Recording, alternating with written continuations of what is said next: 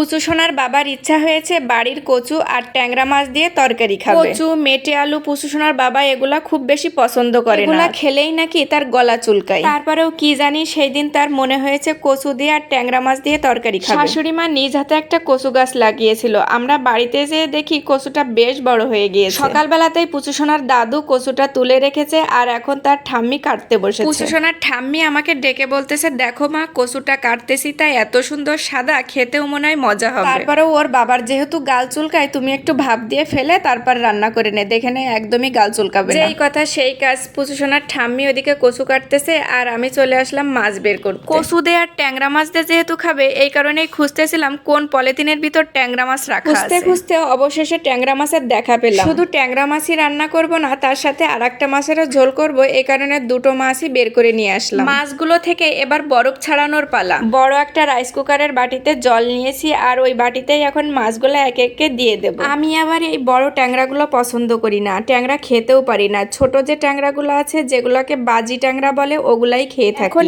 এটাই ভাবতে বসেছি যে সবাই যেহেতু ট্যাংরা মাছ আর কচু খাবে, তাহলে আমি কি খাবো। ভাবতে ভাবতে দেখলাম মাছগুলোর ভিতর একটা পার্শে মাছ আছে। তখন ভাবলাম যে এই মাছটাই তরকারিতে দিয়ে তাই খাবো। এই মাছগুলো তো ট্যাংরা মাছ, কিন্তু এই মাছটার নাম কি? এই মাছটার নাম যতদূর সম্ভব শুনেছি ফ্যাসা মাছ। এগুলা হচ্ছে বড়, কিন্তু এর ছোটগুলো আছে, ছোটগুলা ঝোল খাইতে অনেক ভালো লাগে। বড় ফ্যাসা মাছগুলোরও ঝোল করেছিলাম, কিন্তু ছোটগুলো যে সুন্দর খাইতে লাগছিল এগুলো অতটা ভালো লাগছিল না। মাছগুলো ভিজিয়ে রেখে এদিকে আমার ছোট্ট বাবাই শোনার জন্য একটু দুধ জাল করে নিচ্ছিলাম। এমনিতে দুধও খাইতে চাই না, তারপরেও যদি একটু খাই ওই আশাই জাল করতেছি। দুধটা গ্যাসে জাল করে নিয়েছি, কিন্তু ভাত তরকারি রান্না করব এই মাটির চুলাতে। হাঁড়িতে চাল নিয়ে চালগুলা ভালো করে ধুয়ে চুলায় বসিয়ে দিয়েছি। এখন মাছ রান্না করব, তার জন্য মাছটা প্রথমে ভাজি করে নেব। মাছে লবণ হলুদ মাখিয়ে নিয়েছি, তেলটাও গরম হয়ে গেছে, এখন মাছগুলো দিয়ে ভালো করে ভাজি করব। রান্নার ভিডিও যেটাই দিই না কেন, প্রায় ভিডিওতে বলি পুচু সোনার বাবা কড়াভাবে মাছ ভাজি না করলে সে মাছ খাইতে পারে না। আর তার জন্যই মাছ ভাজি করার সময় একটু লাল লাল করে ভাজি করি, যাতে তার খাইতে কোনো সমস্যা না হয়। এত কষ্ট করে রান্না করি তাদেরকে পেট ভরে খাওয়ানোর জন্যই, আর তারাই যদি পেট ভরে খাইতে না পারে তাহলে তো আর ভালো লাগে না। এই কারণেই তাদের পছন্দ মতো রান্না করার চেষ্টা করি, যাতে তারা তৃপ্তি সহকারে খাইতে পারে। রান্না শেষ করে ফেলেছি, কিন্তু আপনাদের দেখাইতে পারি নাই। এত পরিমাণের গরম